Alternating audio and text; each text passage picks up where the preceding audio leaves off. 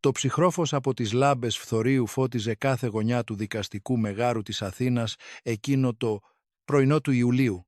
Ο κλιματισμός πάλευε με την υγρή ζέστη που επέμενε να τρυπώνει από τα κακοσφραγισμένα παράθυρα. Η Ελένη Μαρτίνου, 73 ετών, καθόταν στο εδόλιο της κατηγορουμένης με τα χέρια διπλωμένα στην ποδιά της. Τα λεπτά ρητιδιασμένα της δάχτυλα κρατούσαν ένα λευκό μαντίλι κυτρινισμένο πια από τον χρόνο. Το σκούρο μπλε φόρεμα που φορούσε ήταν το ίδιο που είχε φορέσει στην κηδεία του άντρα της 2 χρόνια πριν. Ήταν το μοναδικό ρούχο που της είχε απομείνει και κρατούσε ακόμη λίγη αξιοπρέπεια.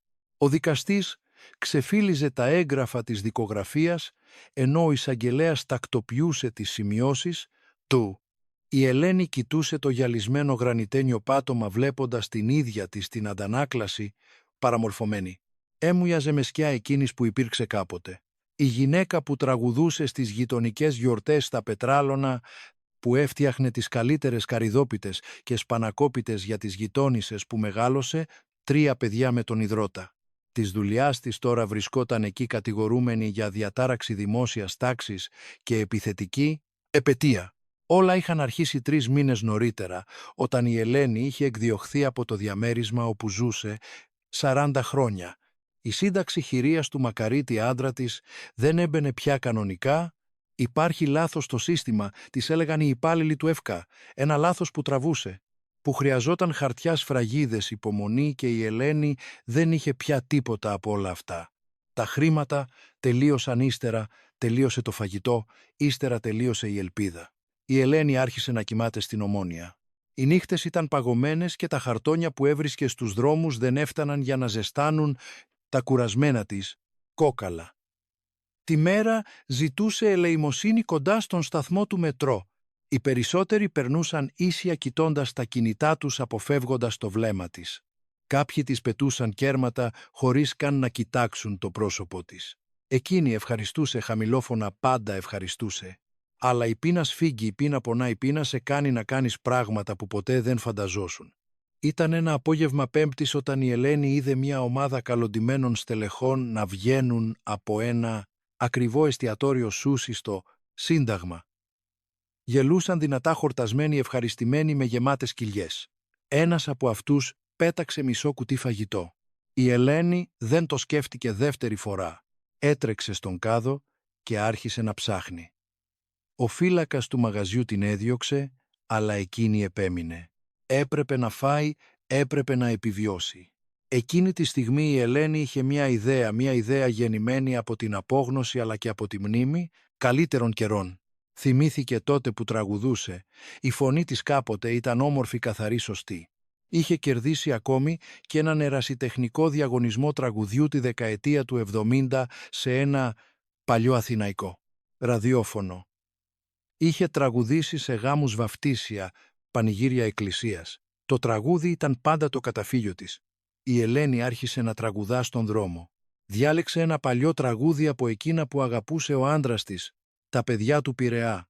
Η φωνή της στην αρχή έτρεμε αδύναμη, ντροπαλή, αλλά σιγά σιγά πήρε σώμα. Οι άνθρωποι άρχισαν να σταματούν, κάποιοι έριχναν κέρματα, άλλοι τραβούσαν βίντεο. Η Ελένη τραγουδούσε και έκλαιγε ταυτόχρονα. Τραγουδούσε για φαγητό, τραγουδούσε για αξιοπρέπεια, τραγουδούσε επειδή ήταν το μόνο που ήξερε ακόμη να κάνει. Οι μέρες πέρασαν και η Ελένη συνέχισε να τραγουδά πάντα στο ίδιο σημείο κοντά στον σταθμό της, Ομόνιας. Όμως η πείνα συνέχιζε. Τα χρήματα που μάζευε μόλις έφταναν για ένα κουλούρι και έναν καφέ. Αδυνάτιζε. Τα ρούχα της γίνονταν όλο και πιο φαρδιά. Τα κόκαλα άρχισαν να φαίνονται κάτω από το ρητιδιασμένο της δέρμα. Τότε η Ελένη αποφάσισε να κάνει κάτι διαφορετικό. Είδε μια ομάδα καλοντημένων ανθρώπων να μπαίνουν στο δικαστήριο. Ήταν ένορκοι. Θα άρχιζε μια σημαντική δίκη. Η Ελένη τους ακολούθησε και μπήκε στο κτίριο. Κανείς δεν την εμπόδισε. Άλλωστε το δικαστήριο ήταν δημόσιος χώρος. Ανέβηκε τις σκάλες. Τα πόδια της πονούσαν σε κάθε σκαλοπάτι. Βρήκε την αίθουσα όπου θα γινόταν η δίκη με ενόρκους. Η Ελένη μπήκε. Όλοι γύρισαν και την κοίταξαν. Η δικαστής συνοφριώθηκε. Οι αστυνομικοί φρουρούροι πλησίασαν. Αλλά πριν προλάβουν να την απομακρύνουν, η Ελένη μίλησε. Η φωνή της είχε ακόμη δύναμη. Είπε πως μπορούσε να τραγουδήσει ένα συγκινητικό τραγούδι, ένα τραγούδι που θα άγγιζε την καρδιά όλων όσοι βρίσκονταν εκεί, αν της έδιναν φαγητό. Μόνο φαγητό. Δεν ήθελε χρήματα, δεν ήθελε ελεημοσύνη, ήθελε να ανταλλάξει το ταλέντο της με ένα πιάτο φαγητό. Η σιωπή κάλυψε την αίθουσα. Οι ένορκοι κοιτάχτηκαν μεταξύ τους. Η δικαστής δεν ήξερε πώς να αντιδράσει. Αυτό δεν υπήρχε σε κανένα εχειρίδιο. Ο εισαγγελέας σηκώθηκε αγανακτισμένος και κάλεσε τη φρουρά. Η Ελένη απομακρύνθηκε από την αίθουσα, αλλά η εικόνα της έμεινε. Η φωνή της αντίχησε και κάποιος τα κατέγραψε όλα. Πάντα κάποιος καταγράφει τα πάντα. Αν αυτή η ιστορία σε αγγίζει, κάνε εγγραφή στο κανάλι και γράψε στα σχόλια από ποια πόλη μας παρακολουθείς. Το βίντεο έγινε βιράλ, με εκατομμύρια προβολές μέσα σε λίγες ώρες. Κάποιοι συγκινήθηκαν, άλλοι αγανάκτησαν. Πώς έφτασε μια ηλικιωμένη γυναίκα σε αυτό το σημείο? Πού είναι το κράτος? Πού είναι η ανθρωπιά? Όμως ενώ η συζήτηση φούντωνε στα κοινωνικά δίκτυα, η Ελένη συνελήφθη, κατηγορούμενη για διατάραξη της λειτουργίας της δικαιοσύνης, για επιθετική επετεία και για απίθεια απέναντι στην αρχή. Και τώρα καθόταν εκεί στο εδόλιο της κατηγορουμένης. Η ηρωνία δεν περνούσε απαρατήρητη. Εκείνη που ήθελε μόνο να τραγουδήσει για φαγητό τώρα δικαζόταν σαν εγκληματίας. Η Ελένη κοίταξε τους ενόρκους. Ήταν απλοί άνθρωποι, άντρες και γυναίκες διαφορετικών ηλικιών. Κάποιοι την κοιτούσαν με λύπηση, άλλοι με καχυποψία. Αναρωτήθηκε αν κάποιος από αυτούς είχε νιώσει ποτέ αληθινή πείνα. Πείνα που πονά, πείνα που διαβρώνει. Πείνα που σου παίρνει την αξιοπρέπεια. Ο εισαγγελέας Μάρκος Ταβερνάρης ήταν γνωστός για την αυστηρότητά του. 45 ετών με γκρίζα μαλλιά τέλεια χτενισμένα και άψογο σκούρο μπλε κοστούμι. Πίστευε στον νόμο πάνω απ' όλα. Ο νόμος ήταν σαφής, αντικειμενικός, δεν άφηνε χώρο για συναισθηματισμούς. Και η Ελένη Μαρτίνου είχε παραβιάσει τον νόμο. Τόσο απλό ήταν. Ο Μάρκος σηκώθηκε και άρχισε την εισαγωγική του αγόρευση. Η φωνή του ήταν σταθερή, ελεγχόμενη. Μίλησε για τη σημασία της δημόσιας τάξης, για το πώς οι θεσμοί πρέπει να γίνονται σεβαστοί.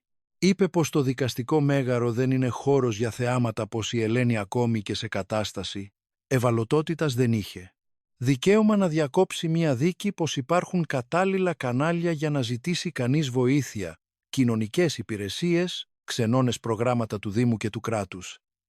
Η Ελένη άκουγε σιωπηλή. Κάθε λέξη του εισαγγελέα ήταν σαν πέτρα που πεταγόταν προς το μέρος της. Ήθελε να φωνάξει, να πει πως είχε δοκιμάσει όλα εκείνα τα κανάλια, πως είχε περάσει μέρες σε ατελείωτες ουρές, πως οι ξενώνες ήταν γεμάτοι, πως τα κοινωνικά προγράμματα ζητούσαν έγγραφα που εκείνη δεν είχε πια, πως η γραφειοκρατία ήταν λαβύρινθος χωρίς έξοδο. Όμως έμεινε σιωπηλή. Ο δικηγόρος της, ένας νέος και καταφορτωμένος δημόσιος συνήγορος της, ζήτησε να κάνει υπομονή. Ονομαζόταν Ραφαήλ Σωτηρίου, 28 ετών, απόφοιτος νομικής μόλις 3 χρόνια πριν. Είχε πάρει την υπόθεση της Ελένης σαν ακόμη μία από τις δεκάδες που είχαν συσσωρευτεί στο γραφείο του. Στην αρχή νόμιζε πως θα ήταν απλή υπόθεση, άλλη μία γυναίκα σε κατάσταση αστεγίας με προβλήματα με τη δικαιοσύνη. Ήταν κουρασμένος, απογοητευμένος. Η νομική δεν τον είχε προετοιμάσει για τη σκληρή πραγματικότητα του συστήματος, όμως όταν διάβασε τον φάκελο της Ελένης, κάτι μέσα του κινήθηκε. Ο Ραφαήλ πέρασε όλη την προηγούμενη νύχτα ψάχνοντας για εκείνη. Ανακάλυψε πως η Ελένη ήταν μοδίστρα. Δούλεψε δεκαετίες σε βιοτεχνία ρούχων στον κεραμικό. Μεγάλωσε 3 παιδιά σχεδόν μόνη της, όταν ο άντρας της έπαθε εργατικό ατύχημα και έμεινε ανάπηρος. Ακόμη και έτσι δεν το έβαλε κάτω. Πλήρωσε σχολεία, έβαλε φαγητό στο τραπέζι, κράτησε την οικογένεια ενωμένη. Όρους που ο άντρας της πέθανε και όλα κατέρρευσαν. Ο Ραφαήλ ανακάλυψε επίσης πως τα παιδιά της Ελένης είχαν απομακρυνθεί. Ο ένας ζούσε στην επαρχία, ο άλλος είχε μεταναστεύσει στην Πορτογαλία αναζητώντας καλύτερες ευκαιρίες. Η μικρότερη κόρη είχε κόψει επαφή ύστερα από έναν οικογενειακό καυγά χρόνια πριν. Η Ελένη ήταν μόνη, εντελώς μόνη. Και η μοναξιά, έμαθε ο Ραφαήλ εκείνη τη νύχτα, μπορεί να είναι τόσο καταστροφική όσο και η πείνα. Ήρθε η σειρά του Ραφαήλ να παρουσιάσει την υπεράσπιση. Σηκώθηκε ίσιος σε τη γραβάτα του, τα χέρια του έτρεμαν ελαφρά. Κοίταξε την Ελένη και είδε τη δική του γιαγιά. Είδε όλες τις γιαγιάδες της Ελλάδας, γυναίκες που κουβάλισαν τη χώρα στην πλάτη τους, που μεγάλωσαν γενιές και δεν ζήτησαν ποτέ τίποτα πέρα από σεβασμό και αξιοπρέπεια. Και τώρα μία από αυτές δικαζόταν επειδή θέλησε να ανταλλάξει ένα τραγούδι με φαγητό. Ο Ραφαήλ άρχισε να μιλά. Η φωνή του ήταν λιγότερο επιβλητική από του εισαγγελέα, αλλά είχε κάτι που άγγιζε διαφορετικά. Μίλησε για ανθρωπιά, για το πώς το σύστημα είχε αποτύχει απέναντι στην Ελένη πολύ πριν εκείνη μπει σε εκείνη την αίθουσα. Μίλησε για την αναμονή, για τη σύνταξη, για τους ξενώνες που ήταν υπερπλήρεις, για την αορατότητα των ηλικιωμένων στους δρόμους των μεγάλων ελληνικών πόλεων. Οι ένορκοι άρχισαν να προσέχουν περισσότερο. Μια γυναίκα στην τρίτη θέση σκούπισε διακριτικά ένα δάκρυ. Ένας ασπρομάλης κύριος στην πρώτη σειρά συνοφριώθηκε σκεφτικός. Ο Ραφαήλ συνέχισε. Παρουσίασε έγγραφα, αριθμούς, πρωτοκόλλου από τις κοινωνικές υπηρεσίες, αποδείξεις πως η Ελένη είχε δοκιμάσει όλα τα νόμιμα μέσα πριν φτάσει σε εκείνο το σημείο. Στέρα ο Ραφαήλ έκανε κάτι απρόσμενο. Ζήτησε από τη δικαστή άδεια να τραγουδήσει η Ελένη εκεί, μέσα στην αίθουσα, το ίδιο τραγούδι που προσπάθησε να τραγουδήσει την ημέρα που συνελήφθη. Η δικαστής δίστασε. Ο εισαγγελέας σηκώθηκε διαμαρτυρόμενος, όμως ο Ραφαήλ υποστήριξε πως ήταν αποδεικτικό στοιχείο, απόδειξη του ταλέντου, της Ελένης, της αξιοπρέπειάς της, του, ότι δεν ήταν εγκληματίας, αλλά μια καλλιτέχνηδα που η ζωή έσπρωξε στην Άβυσσο. Ύστερα από λίγα λεπτά σκέψης, η δικαστής Κριστίνα Αλεξίου το επέτρεψε. Ήταν γυναίκα 50 ετών με σοβαρή έκφραση, αλλά με μάτια που είχαν δει πολλή αδικία. Και εκείνη ήταν κουρασμένη να δικάζει τις ίδιες υποθέσεις ξανά και ξανά. Φτωχοί να δικάζονται από φτωχούς, ενώ οι αληθινοί εγκληματίες, εκείνοι με τα λευκά κολάρα σπάνια, πατούσαν σε αίθουσα σαν αυτή. Η Ελένη σηκώθηκε αργά. Τα πόδια της έτρεμαν, η καρδιά της χτυπούσε σαν τρελή. Είχε τόσο καιρό να τραγουδήσει σε κλειστό χώρο μπροστά σε ανθρώπους που την άκουγαν πραγματικά. Έκλεισε τα μάτια, σκέφτηκε τον άντρα της, σκέφτηκε τα παιδιά της, όταν ήταν μικρά σκέφτηκε όλες τις φορές που τραγούδισε από χαρά και τώρα θα τραγουδούσε από πόνο. Η πρώτη νότα βγήκε αδύναμη, αλλά γρήγορα η φωνή της βρήκε τον δρόμο. Η Ελένη τραγούδισε «Τα παιδιά του Πειραιά». Η φωνή της, αν και σημαδεμένη από τον χρόνο και τον πόνο, κουβαλούσε ακόμη ομορφιά μνήμη Ελλάδα. Κάθε νότα ήταν ένα κομμάτι ζωής. Κάθε παύση ένας αναστεναγμός ανθρώπου που έχασε τα πάντα αλλά επιμένει ακόμη να υπάρχει. Η σιωπή στην αίθουσα ήταν απόλυτη. Ακόμη και ο εισαγγελέας Μάρκος, τόσο βέβαιος για τη θέση του, ένιωσε κάτι να κινείται μέσα του, ένα τσίμπημα, μια ανάμνηση της δικής του πεθαμένης μητέρας, που και εκείνη τραγουδούσε όταν μαγείρευε, που και εκείνη είχε περάσει, δυσκολίες που και εκείνη άξιζε περισσότερα από όσα της έδωσε η ζωή. Όταν η Ελένη τελείωσε το τραγούδι, τα δάκρυα έτρεχαν ελεύθερα στο πρόσωπό της. Δεν τα σκούπισε, δεν τρεπόταν πια.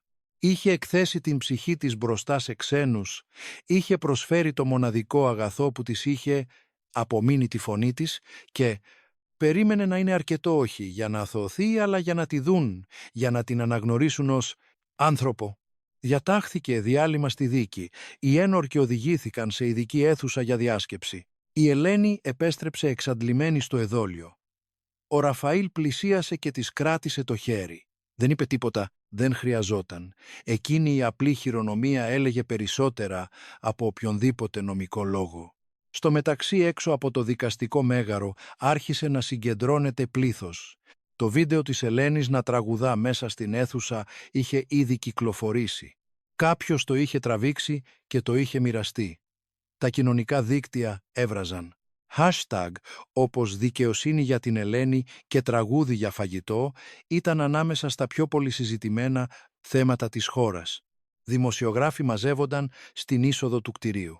Όλοι ήθελαν μια δήλωση. Όλοι ήθελαν ένα κομμάτι από εκείνη την ιστορία. Μέσα στην αίθουσα διάσκεψης οι ένορκοι μιλούσαν χαμηλόφωνα. Ήταν 7 άνθρωποι. Η Μαρία Δελιγιάννη νοικοκυρά 42 ετών, μητέρα 3 παιδιών. Ο Γιάννης Καραλής, συνταξιούχος μεταλλουργός 65 ετών.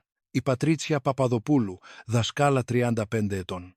Ο Ανδρέας φοιτητής μηχανικών 23 ετών. Η Σολομή νοσηλεύτρια 50 ετών. Ο Ροβέρτος έμπορος 48 ετών. Και η Φερενίκη, δικηγόρος 31 ετών. Η Μαρία μίλησε πρώτη. Είπε πως δεν μπορούσε να βγάλει από το μυαλό της την εικόνα της Ελένης να τραγουδά, πως αυτό δεν ήταν έγκλημα, ήταν κραυγή, βοήθειας. Ο Γιάννης συμφώνησε.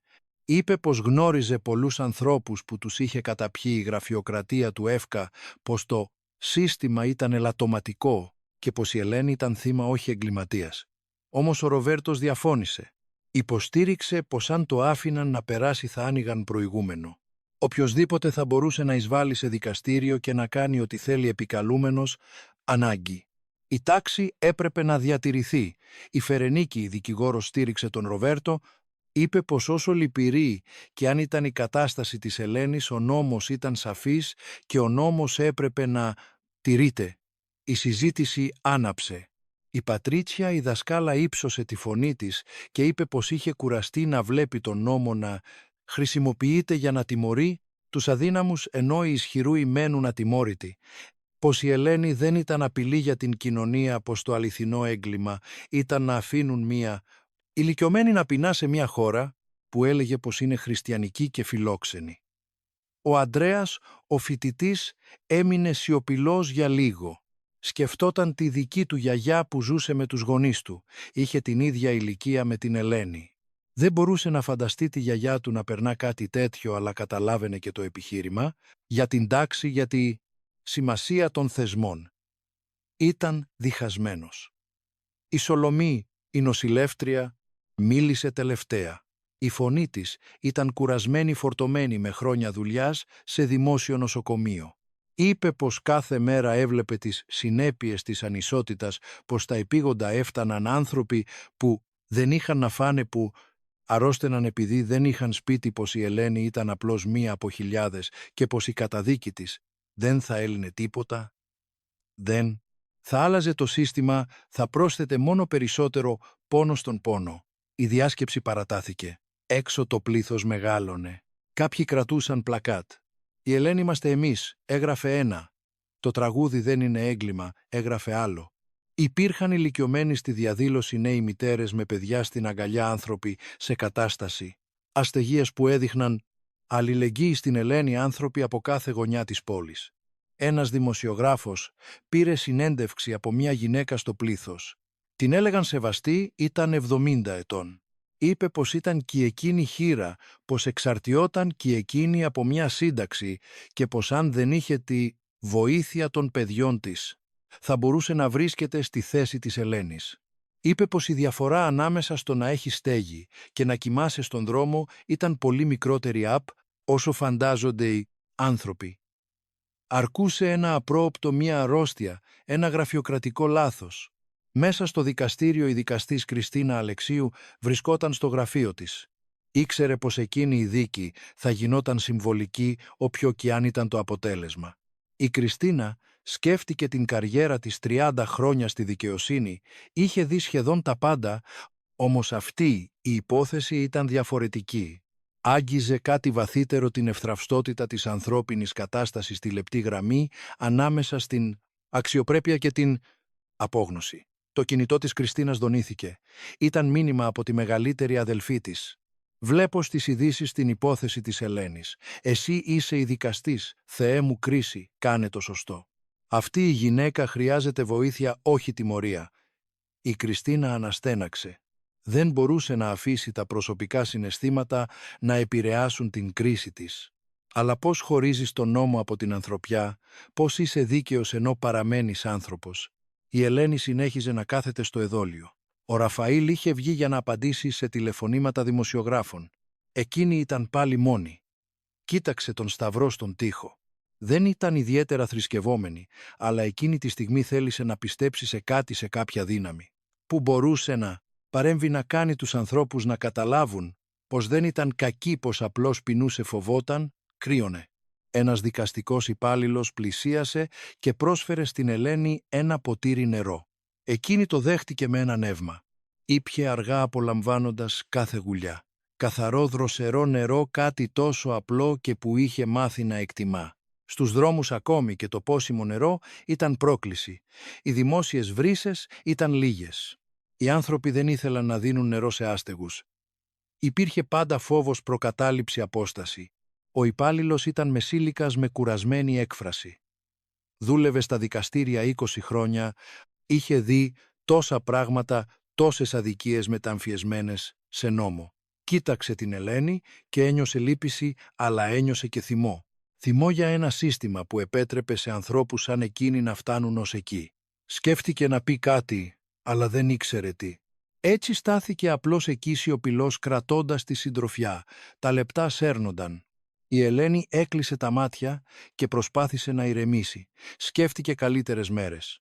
Σκέφτηκε όταν ήταν νέα και πίστευε πως το μέλλον θα ήταν λαμπρό. Σκέφτηκε τον γάμο της, τη χαρά να έχει παιδιά, την περηφάνεια να τα βλέπει να μεγαλώνουν. Σκέφτηκε πόσα είχε δώσει από τον εαυτό της και πόσα της είχαν απομείνει. Σχεδόν τίποτα, μόνο κόκαλα ρητίδες και μία φωνή που επέμενε να τραγουδά. Η πόρτα της αίθουσας διάσκεψης άνοιξε. Οι ένορκοι βγήκαν σε σειρά με σοβαρές εκφράσεις. Ήταν αδύνατο να καταλάβει κανείς τι είχαν αποφασίσει. Η Ελένη ένιωσε την καρδιά της να επιταχύνει. Ο Ραφαήλ επέστρεψε τρέχοντας και κάθισε δίπλα της. Της κράτησε ξανά το χέρι. Ήταν παγωμένο, έτρεμε. Το έσφιξε δυνατά προσπαθώντας να της μεταδώσει κουράγιο. Η δικαστής Κριστίνα γύρισε στη θέση της, χτύπησε το σφυρί ζητώντας σιωπή. Ο ψίθυρος στην αίθουσα σταμάτησε αμέσως ακόμη και ο αέρας έμοιαζε να έχει σταματήσει. Η Κριστίνα κοίταξε την Ελένη. Τα μάτια τους συναντήθηκαν για μια στιγμή. Υπήρχε κατανόηση εκεί. Υπήρχε και κούραση. Έπειτα η Κριστίνα στράφηκε στους ενόρκους. «Κυρίες και κύριοι ένορκοι, καταλήξατε σε ετυμηγορία?» ρώτησε η δικαστής με τυπική επίσημη φωνή. Ο Γιάννης Καραλής, ο συνταξιούχος μεταλλουργός, σηκώθηκε. Ήταν ο εκπρόσωπος των ενόρκων. «Ναι, κυρία Πρόεδρε», απάντησε. Ξεδίπλωσε ένα χαρτί, ίσιοσε τα γυαλιά του και τα χέρια του έτρεμαν και εκείνου. Ποτέ δεν φανταζόταν πως το να είναι ένορκος θα ήταν τόσο δύσκολο, τόσο βαρύ. Διάβασε την ετυμηγορία με αργή καθαρή φωνή. «Εμείς τα μέλη του Σώματος των Ενόρκων κατά πλειοψηφία κρίνουμε την κατηγορουμένη Ελένη Μαρτίνου αθώα για τις κατηγορίες της διατάραξης δημόσιας τάξης και της επιθετικής επετείας». Ένας συλλογικός αναστεναγμός απλώθηκε στην αίθουσα. Η Ελένη κατέρευσε όχι από απόγνωση αλλά από ανακούφιση. Ο Ραφαήλ την κράτησε. Έκλαιγε, αλλά τώρα τα δάκρυα ήταν διαφορετικά. Ήταν δάκρυα ανθρώπου που τον είδαν, που τον άκουσαν. Η δικαστής Κριστίνα χτύπησε ξανά το σφυρί, κλείνοντας τη δίκη. Η κατηγορουμένη απαλλάσσεται από όλες τις κατηγορίες. Διατάσσω επίσης να ειδοποιηθεί άμεσα η κοινωνική υπηρεσία του Δήμου Αθηναίων για την παροχή άμεσης φροντίδας στην κυρία Ελένη Μαρτίνου, με εξασφάλιση προσωρινής στέγης σύντησης και παρακολούθησης για τη ρύθμιση της ασφαλιστικής της κατάστασης στον ΕΦΚΑ. Η απόφαση αυτή είναι αμετάκλητη. Η συνεδρίαση λύεται. Έξω το πλήθος ξέσπασε σε χειροκροτήματα όταν διέρευσε η είδηση. Δημοσιογράφοι έτρεξαν μέσα στο δικαστήριο. Οι κάμερες μαζεύτηκαν γύρω της. Η Ελένη βγήκε από την αίθουσα στηριγμένη στον Ραφαήλ. Τα φλας την τύφλωναν. Τα μικρόφωνα σπρώχνονταν προς το μέρος της. Όλοι ήθελαν να μάθουν τι ένιωθε, τι σκεφτόταν, τι θα έλεγε στην Ελλάδα. Η Ελένη σταμάτησε, κοίταξε εκείνη τη μάζα ανθρώπους που δεν τη γνώριζαν αλλά νοιάστηκαν. Φώναξαν για αυτήν. Απέτησαν δικαιοσύνη. Προσπάθησε να μιλήσει, αλλά η φωνή της λύγησε. Ήταν εξαντλημένη, τελειωμένη, αλλά έπρεπε να πει κάτι. Έπρεπε να ευχαριστήσει. «Εγώ μόνο ήθελα να τραγουδήσω για φαγητό», άρχισε η Ελένη. Η φωνή της ήταν αδύναμη, αλλά σταθερή. «Ήθελα μόνο να με δουν να γίνω ξανά άνθρωπος. Σας ευχαριστώ που με είδατε, που δεν γυρίσατε το πρόσωπο αλλού. Σας ευχαριστώ». Τα δάκρυα επέστρεψαν. Ο Ραφαήλ την οδήγησε έξω από το κτίριο. Ένα βαν της κοινωνικής υπηρεσίας περίμενε ήδη. Η Ελένη θα μεταφερόταν σε προσωρινό ξενώνα. Θα είχε φαγητό, μπάνιο, καθαρό κρεβάτι. Θα την παρακολουθούσαν κοινωνικοί λειτουργοί και δικηγόροι για να λύσουν το θέμα της σύνταξης της. Για πρώτη φορά μετά από μήνες η Ελένη θα είχε ξανά αξιοπρέπεια. Όμως η ιστορία της Ελένης δεν τελείωνε εκεί. Το βίντεο με το τραγούδι της στη δίκη συνέχιζε να γίνεται viral, εκατομμύρια προβολές κοινοποιήσεις σε κάθε γωνιά της χώρας. Τηλεοπτικές εκπομπές ήθελαν να της πάρουν συνέντευξη. Μουσική παραγωγή τηλεφώνησαν προτείνοντας να ηχογραφήσουν τα τραγούδια της. Δωρεές άρχισαν να φτάνουν. Άνθρωποι από όλη την Ελλάδα κινητοποιήθηκαν για να βοηθήσουν. Ο Ραφαήλ γύρισε στο μικρό του γραφείο εκείνο το βράδυ. Ήταν εξαντλημένος αλλά γεμάτος. Για πρώτη φορά μετά από πολύ καιρό ένιωσε πως έκανε διαφορά, πως ο νόμος όταν χρησιμοποιείται με ανθρωπιά μπορεί να γίνει εργαλείο δικαιοσύνης. Σκέφτηκε όλες τις άλλες υποθέσεις που τον περίμεναν, άλλες Ελένες που περίμεναν βοήθεια και υποσχέθηκε στον εαυτό του να μην παραιτηθεί.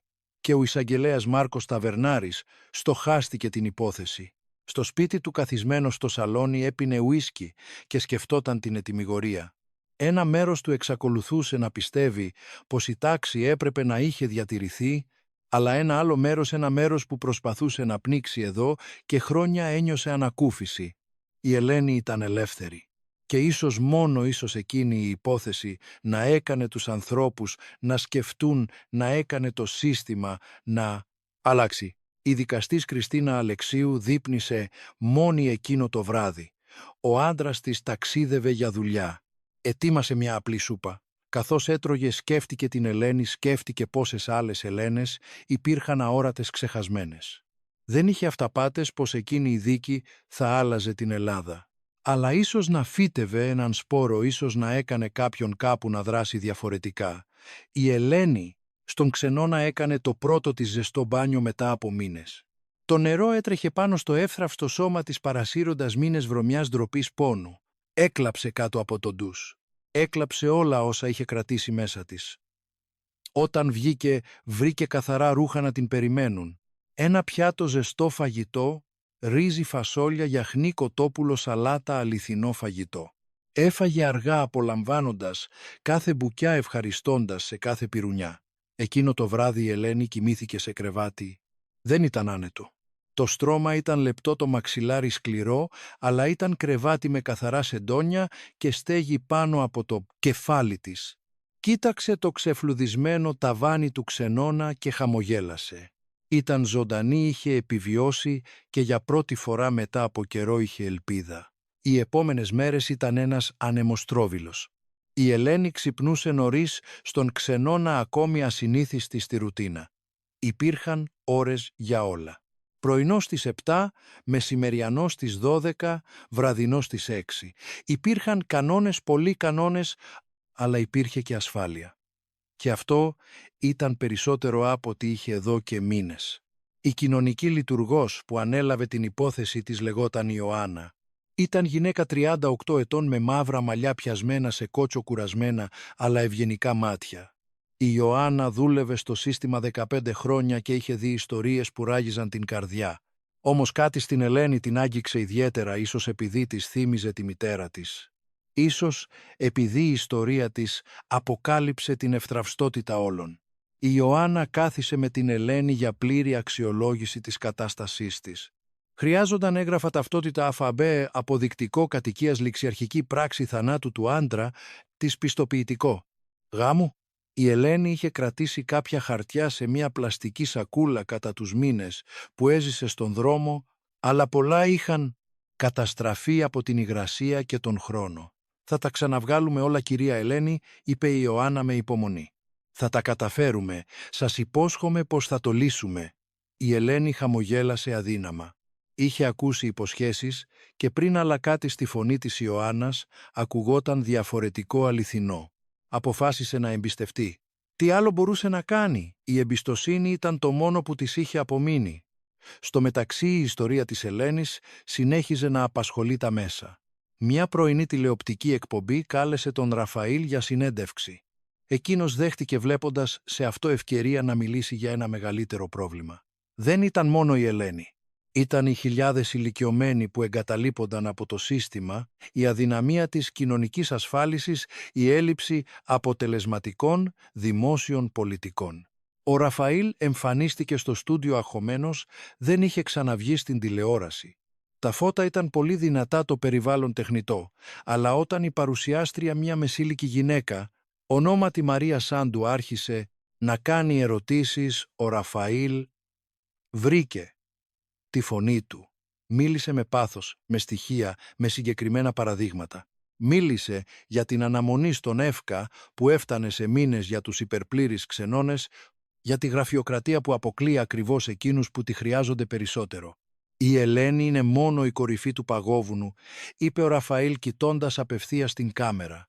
«Για κάθε ιστορία που γίνεται είδηση υπάρχουν χιλιάδες που πεθαίνουν σιωπηλά. Οι ηλικιωμένοι που έχτισαν αυτή τη χώρα, αυτό δεν μπορεί να συνεχιστεί». Τα κοινωνικά δίκτυα αντέδρασαν. Κάποιοι στήριξαν, άλλοι επιτέθηκαν. «Ο κρατισμός δεν λύνει τίποτα», έλεγαν ορισμένοι. «Ο καθένας είναι υπεύθυνος για τον εαυτό του», υποστήριζαν άλλοι. Όμως οι περισσότεροι συγκινήθηκαν. Μοιράστηκαν τις δικές τους ιστορίες, γιαγιάδες που πάλευαν να πάρουν φάρμακα ηλικιωμένους, γονείς που ζούσαν με ελάχιστη σύνταξη, θείες που έπρεπε να διαλέξουν ανάμεσα στο φαγητό και στους λογαριασμούς. Η Ελένη είδε τη συνέντευξη στην τηλεόραση του κοινόχρηστου χώρου του Ξενώνα. Ήταν εκεί και άλλοι φιλοξενούμενοι. Μία νεαρή γυναίκα με 2 μικρά παιδιά, ένας μεσήλικας που έχασε τη δουλειά και ύστερα το σπίτι του, μία έφηβη που είχε φύγει από το σπίτι, λόγω κακοποίησης. Όλοι εκεί είχαν ιστορίες.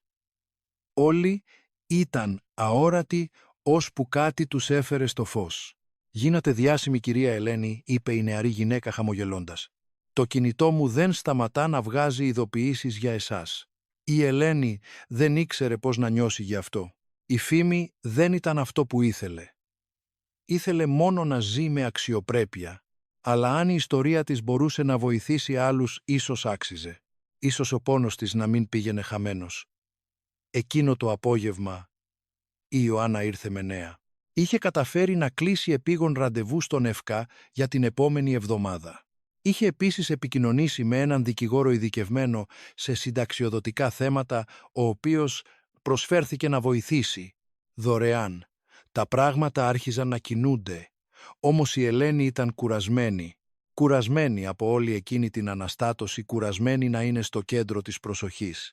Ήθελε μόνο ειρήνη, να ξυπνά χωρίς φόβο, να κοιμάται χωρίς τον ήχο των δρόμων στο κεφάλι της, να ξεχάσει τους μήνες που πέρασε στο κρύο και στην εγκατάλειψη. Το βράδυ η Ελένη κάθισε στον μικρό κήπο του Ξενώνα. Ήταν ένας ταπεινός χώρος με μερικά τσιμεντένια παγκάκια και φυτά κακοφροντισμένα, αλλά είχε ησυχία και ο ουρανός ήταν καθαρός. Αστέρια έλαμπαν πάνω από τη φωτεινή ρύπανση της πόλης. Κοίταξε ψηλά και σκέφτηκε τον άντρα της. Σκέφτηκε πόσο περήφανος θα ήταν αν ήξερε πως είχε επιβιώσει, πως πάλεψε, πως δεν τα παράτησε. «Μπορώ να καθίσω». Μια φωνή διέκοψε τις σκέψεις της. Ήταν ο μεσήλικας που έμενε και εκείνος στον Ξενώνα. Το όνομά του ήταν Κάρολος, όπως είχε μάθει νωρίτερα. Ήταν 52 ετών και είχε δουλέψει οδηγός λεωφορείου μέχρι που ένα ατύχημα του άφησε προβλήματα στη σπονδυλική στήλη. Δεν μπορούσε πια να οδηγεί, έχασε τη δουλειά του ύστερα, έχασε τα πάντα. «Βεβαίως», απάντησε η Ελένη. Ο Κάρολος κάθισε δίπλα της. Έμειναν σιωπηλοί για μερικά λεπτά κοιτώντας απλώς τα αστέρια. «Φόρνα, στέρα», εκείνος μίλησε. «Είδα τι σας συνέβη. Στην τηλεόραση, στο διαδίκτυο, όλοι μιλούν για εσάς». Η Ελένη αναστέναξε. «Δεν ήθελα αυτή την προσοχή. Μόνο τη ζωή μου ήθελα να βάλω σε μία σειρά». «Το ξέρω», είπε ο Κάρολος. «Αλλά ίσως είναι σημαντικό. Ίσως οι άνθρωποι πρέπει να δουν, να καταλάβουν πως ο καθένας μπορεί να βρεθεί εδώ. Αρκούν μερικές κακές συγκυρίες, μερικά λάθη του συστήματος και η ζωή γυρίζει ανάποδα». Η Ελένη τον κοίταξε, είδε την κούραση στα μάτια του, την ήττα, αλλά είδε και αντίσταση, είδε. «Ανθρωπιά, πώς αντέχεις?» τον ρώτησε. «Πώς αντέχεις να ξυπνάς κάθε μέρα χωρίς να ξέρεις τι θα γίνει?» Ο Κάρολος χαμογέλασε θλιμμένα. «Αντέχεις επειδή δεν έχεις επιλογή». Επειδή το να παραιτηθείς είναι σαν να πεθαίνεις και εγώ δεν είμαι ακόμη έτοιμος να πεθάνω. Έχω μια κόρη. Είναι μακριάζει στην Πάτρα. Αλλά μια μέρα θα τη δω ξανά. Πρέπει να το πιστεύω. Η Ελένη ένιωσε τα δάκρυα να επιστρέφουν και εκείνη είχε παιδιά. Παιδιά που δεν της μιλούσαν εδώ και τόσο καιρό. Αναρωτήθηκε αν ήξεραν την ιστορία της, αν είχαν δει τις ειδήσεις, αν τους ένοιαζε, ή αν η οργή, η περηφάνεια, η απόσταση είχαν χτίσει τείχη. Αδιαπέραστα. Το επόμενο πρωί η Ελένη είχε μια έκπληξη. Η Ιωάννα έφτασε στον ξενώνα με νέα. Ένας από τους γιους της είχε επικοινωνήσει. Ήταν ο Μάρκος, εκείνος που ζούσε στην επαρχία.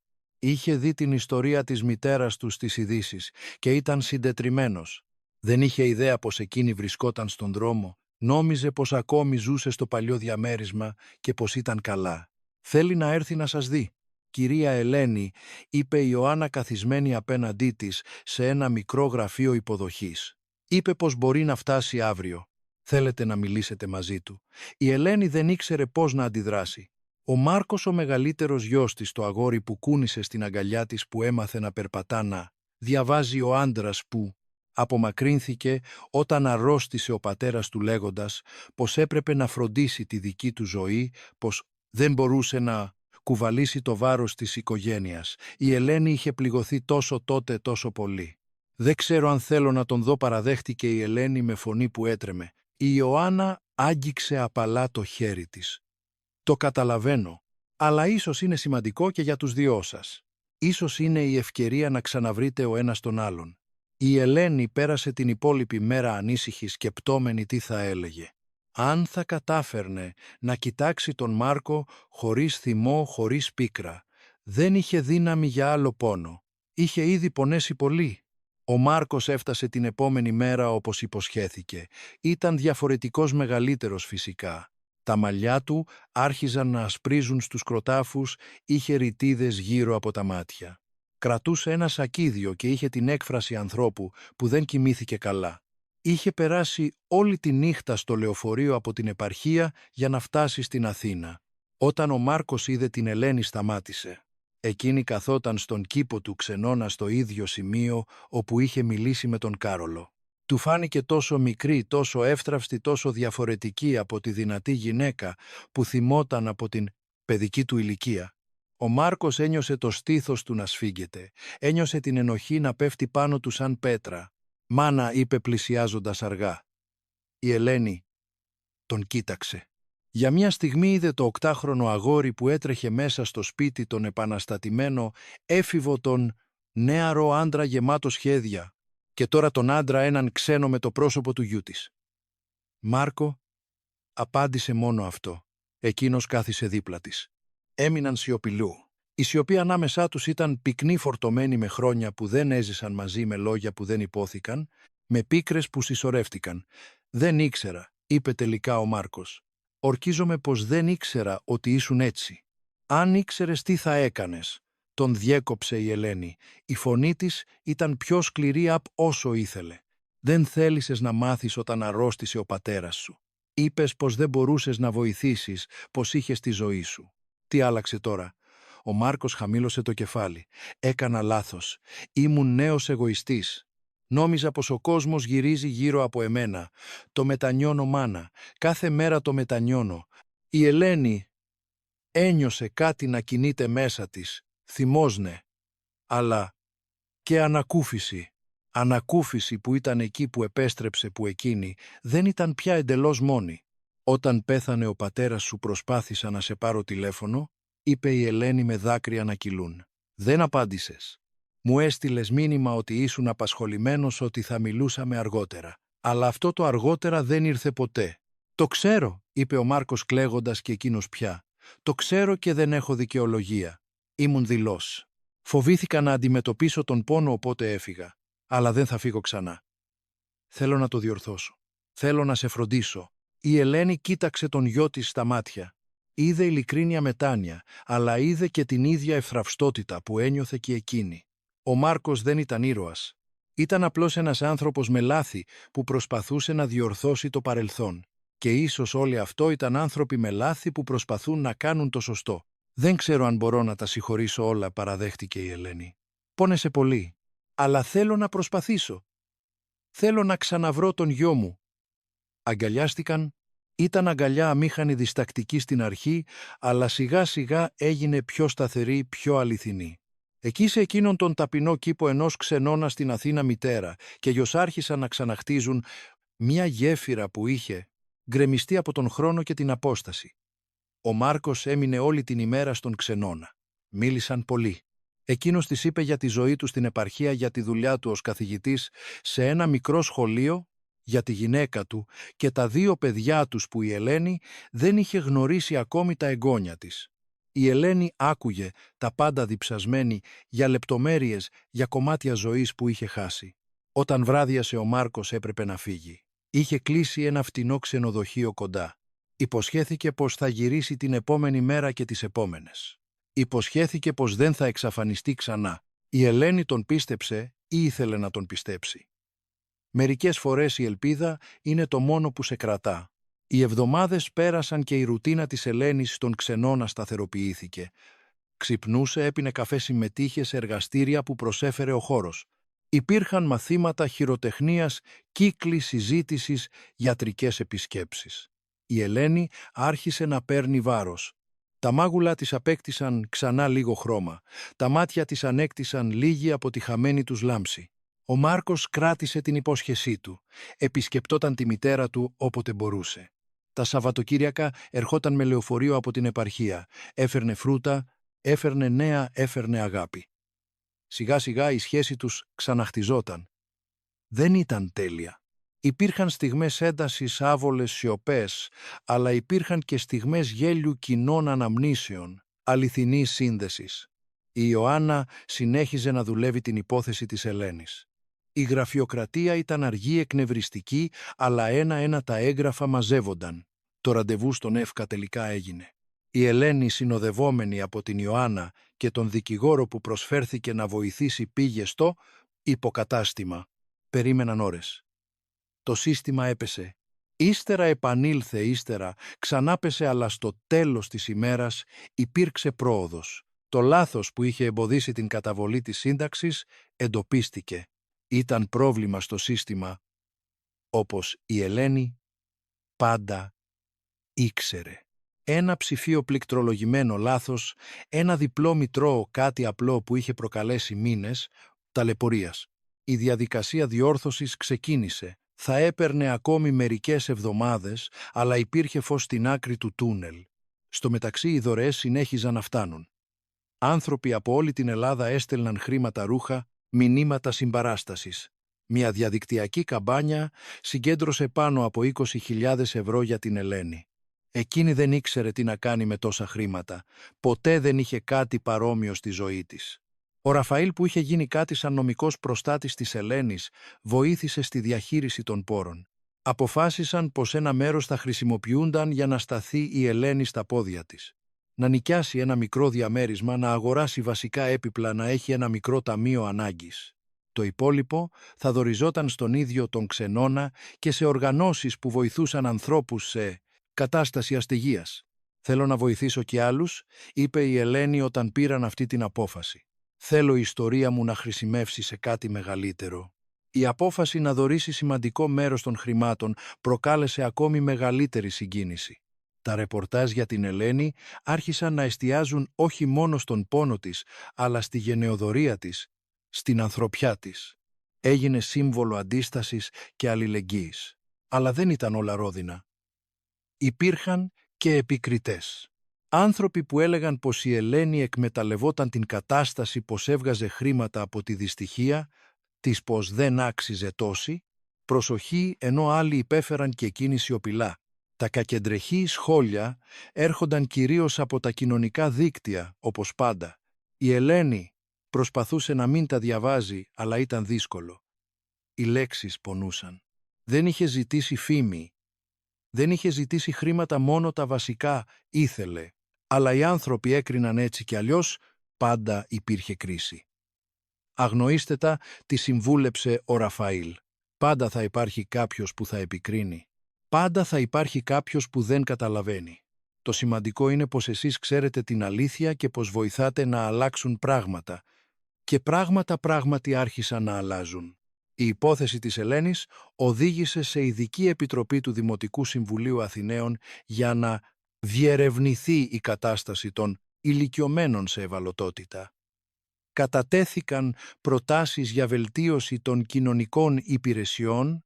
Ο ΕΦΚΑ υποσχέθηκε να αναθεωρήσει τις διαδικασίες του για να αποφευθούν λάθη όπως εκείνο που επηρέασε την Ελένη. Φυσικά οι πολιτικές υποσχέσεις ήταν απλώς αυτό υποσχέσεις. Αλλά υπήρχε κίνηση, υπήρχε προσοχή και αυτό ήταν ήδη κάτι. Μία μουσική παραγωγός εταιρεία πράγματι προσέγγισε την Ελένη.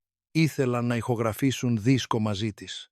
Παλιές ελληνικές μπαλάντες, ρεμπέτικα λαϊκά τραγούδια που έλεγαν ιστορίες αγάπης, απώλειας και ελπίδας. Η Ελένη δίστασε στην αρχή. Είχε ακόμη αξία η φωνή της. Μήπως ήταν πολύ αργά? «Ποτέ δεν είναι αργά», είπε ο Μάρκος. «Πάντα τραγουδούσες τόσο όμορφα, πάντα αγαπούσες το τραγούδι. Κάν' το για εσένα, όχι για τα χρήματα, όχι για τη φήμη. Κάν' το επειδή είναι το δώρο σου». Η Ελένη δέχτηκε. Οι ηχογραφήσεις άρχισαν σε ένα μικρό στούντιο του Ψηρή. Ήταν ζεστός χώρος με τοίχους καλυμμένους με ηχομονωτικό αφρό και μηχανήματα που η Ελένη δεν είχε ιδέα πώς λειτουργούσαν. Ο παραγωγός, ένας νεαρός άντρας ονόματι Τιάγος, ήταν υπομονετικός. Ρύθμιζε τα ακουστικά της Ελένης, της εξηγούσε πώς λειτουργεί το μικρόφωνο, της ζητούσε να ξανατραγουδήσει πιο αργά, πιο γρήγορα, με περισσότερο συναίσθημα. Στην αρχή η Ελένη ήταν σφιγμένη. Η φωνή της έβγαινε κολλημένη άψυχη. Αλλά σιγά σιγά χαλάρωσε, έκλεισε τα μάτια και άφησε τη μουσική να την πάρει. Τραγούδισε όπως τραγουδούσε στον άντρα της, όπως τραγουδούσε στα παιδιά της. Όταν ήταν μικρά, όπως τραγουδούσε στους δρόμους απελπισμένη και πεινασμένη. Τραγούδισε με την ψυχή της. Όταν τελείωσε το πρώτο τραγούδι, τα παιδιά του Πειραιά, επικράτησε σιωπή στο στούντιο. Στέρα ο Τιάγος χειροκρότησε. Οι τεχνικοί χειροκρότησαν. Υπήρχαν δάκρυα στα μάτια όλων. Η φωνή της Ελένης κουβαλούσε κάτι που καμία τεχνική δεν μπορούσε να διδάξει. Κουβαλούσε ζωή, αλήθεια, πόνο μεταμορφωμένο σε ομορφιά. Ο δίσκος χρειάστηκε 3 εβδομάδες για να ολοκληρωθεί. 10 τραγούδια, το καθένα επιλεγμένο προσεκτικά από την Ελένη, τραγούδια που σήμαιναν κάτι για εκείνη που διηγούνταν κομμάτια της ιστορίας της. Το εξώφυλλο θα ήταν μία φωτογραφία της στον κήπο του Ξενώνα να κοιτά τον ουρανό. Απλό, ειλικρινές. «Θα τον κυκλοφορήσουμε σε 1 μήνα», ανακοίνωσε ο Τιάγος. «Θα κάνουμε και μία συναυλία παρουσίασης. Μικρή, ζεστή, αλλά ξεχωριστή». Η Ελένη σχεδόν δεν μπορούσε να το πιστέψει. Μια συναυλία. Εκείνη που τραγουδούσε στον δρόμο για λίγα κέρματα τώρα θα είχε συναυλία. Η ζωή έκανε περίεργους κύκλους, οδυνηρούς και όμορφους ταυτόχρονα. Στο μεταξύ, το θέμα της σύνταξής της τελικά λύθηκε. Η καταβολή τακτοποιήθηκε. Η Ελένη θα άρχιζε να λαμβάνει και τα αναδρομικά που δικαιούνταν. Δεν ήταν πολλά, αλλά ήταν αρκετά για να ζει με αξιοπρέπεια, να μη στηρίζεται σε κανέναν, να έχει ξανά αυτονομία. Με τα χρήματα από τις δωρεές και τώρα με τη σύνταξη τακτοποιημένη, η Ελένη μπόρεσε να φύγει από τον Ξενώνα. Νούικιασε ένα μικρό διαμέρισμα στο Κουκάκι, ένα ταπεινό μέρος, υπνοδωμάτιο, σαλονάκι, κουζίνα, μπάνιο, απλά αλλά καινούρια. Έπιπλα όλα καθαρά, οργανωμένα δικά της. Την ημέρα που πήρε τα κλειδιά, η Ελένη έκλαψε. Αυτή τη φορά ήταν δάκρυα χαράς. Είχε ξανά σπίτι, ένα μέρος όπου μπορούσε να κλείσει την πόρτα και να είναι ασφαλής, ένα μέρος όπου μπορούσε να μαγειρέψει, να κοιμηθεί, να ζήσει χωρίς φόβο. Ο Μάρκος τη βοήθησε να μετακομίσει. Εκείνος και η γυναίκα του, η Ιουλιανή, ήρθαν με αυτοκίνητο φέρνοντας κατσαρόλες, πιάτα, σεντόνια. Η Ιουλιανή ήταν ευγενική γυναίκα με εύκολο χαμόγελο. Αγκάλιασε την Ελένη σαν να την ήξερε χρόνια. «Πάντα ήθελα να σας γνωρίσω», είπε. «Ο Μάρκος μιλούσε τόσο πολύ για εσάς όταν ήμασταν νέοι. Ήξερα πως μια μέρα θα συναντιόμασταν».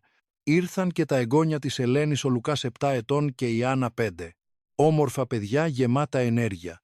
Έτρεχαν μέσα στο διαμέρισμα εξερευνώντας κάθε γωνιά. Η Ελένη τα παρατηρούσε με την καρδιά της να ξεχυλίζει. Είχε χάσει τόσα χρόνια από τη ζωή τους, αλλά υπήρχε ακόμη χρόνος, υπήρχε ακόμη μέλλον. Εκείνο το βράδυ η Ελένη μαγείρεψε. Έφτιαξε απλό ρύζι με φασόλια πλακή. Ψητό κοτόπουλο, σαλάτα, τίποτα ιδιαίτερο, αλλά φτιαγμένο με αγάπη. Κάθισαν όλοι στο τραπέζι. Ήταν η πρώτη φορά μετά από χρόνια που η Ελένη είχε οικογενειακό γεύμα. Οι φωνές των παιδιών, οι κουβέντες, τα γέλια, ήταν όλα όσα πάντα ήθελε και σχεδόν είχε χάσει για πάντα. «Ευχαριστώ που δεν τα παράτησες μαζί μας», είπε ο Μάρκος όταν τα παιδιά είχαν ήδη αποκοιμηθεί στον καναπέ. «Ευχαριστώ που έμεινε ζωντανή». Η Ελένη κράτησε το χέρι του γιού της. Σκέφτηκα πολλές φορές να τα παρατήσω, αλλά κάτι με κρατούσε. Ίσως ήταν ελπίδα, ίσως πείσμα, ίσως απλώς ο φόβος να πεθάνω μόνη στον δρόμο. «Δεν έχει σημασία ο λόγος», είπε η Ιουλιανή. «Το σημαντικό είναι πως είστε εδώ και δεν θα μείνετε ξανά μόνοι. Θα σας φροντίζουμε τώρα». Η Ελένη ήξερε πως αυτή η υπόσχεση είχε όρια. Ο Μάρκος είχε τη ζωή του στην επαρχία, δεν μπορούσε να τα αφήσει όλα για να μείνει μαζί της. Αλλά προσπαθούσε, ήταν παρόν και αυτό ήταν περισσότερο ότι είχε για πολύ καιρό. Οι επόμενες μέρες ήταν μέρες προσαρμογής. Η Ελένη μάθαινε να ζει ξανά μόνη αλλά με διαφορετικό τρόπο. Τώρα υπήρχε δομή, υπήρχε ρουτίνα. Ξυπνούσε, έπινε καφέ, έκανε τις δουλειές της, περπατούσε στη γειτονιά, γνώριζε τους, γείτονες ψώνιζε, από το μικρό μανάβικο, στη γωνία σιγά σιγά ξαναχτίζοντας μια ζωή. Κρατούσε επίσης επαφή με τον ξενώνα. Πήγαινε, έφερνε γλυκά που έφτιαχνε, μιλούσε με τους φιλοξενούμενους, ειδικά με τον Κάρολο. Είχαν αποκτήσει αληθινή φιλία.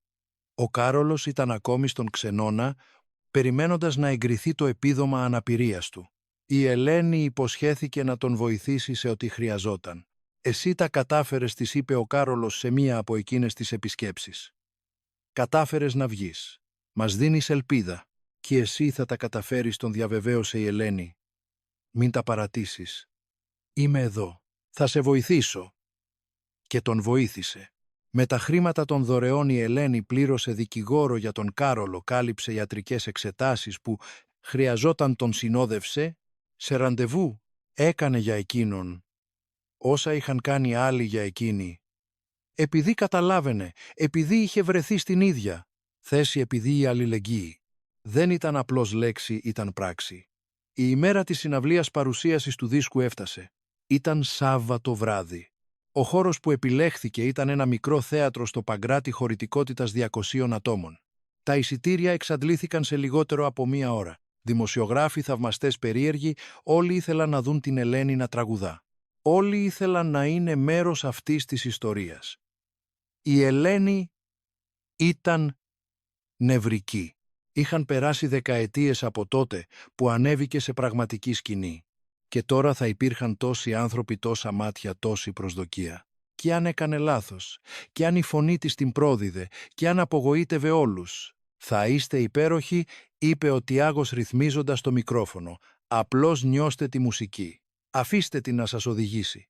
Ο Μάρκος ήταν στην πρώτη σειρά με την Ιουλιανή και τα παιδιά. Ο Ραφαήλ ήταν και εκεί μαζί με την Ιωάννα.